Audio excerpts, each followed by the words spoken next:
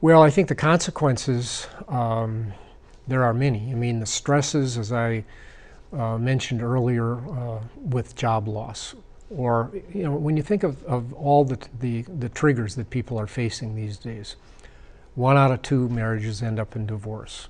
All the people that are going through career transition, the retirement transition, moving to a new community, health transitions, caregiver transitions, on and on. It seems like the preponderant majority of us are going to be going through these transitions.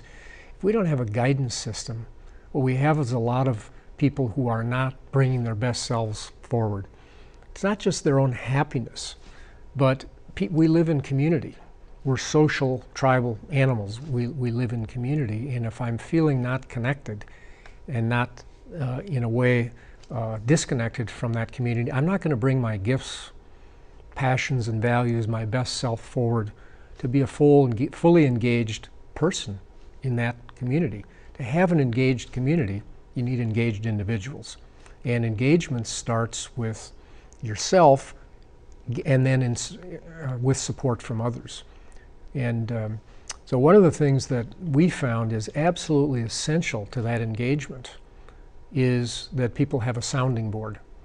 They have a group of people or several people, minimally one person, who can serve as a sounding board, that they can talk through their issues, their challenges, or their opportunities with.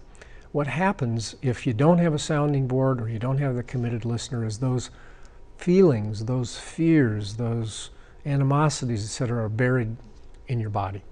And they start to literally eat away at you and eat away at your spirit in certain ways. And so we have an awful lot of people today who are depressed. And I think depression has a lot to do with isolation. And it has to do with not bringing our full engaged selves forward in certain ways, feeling like we don't have a voice in matters at work or at home and other things like that.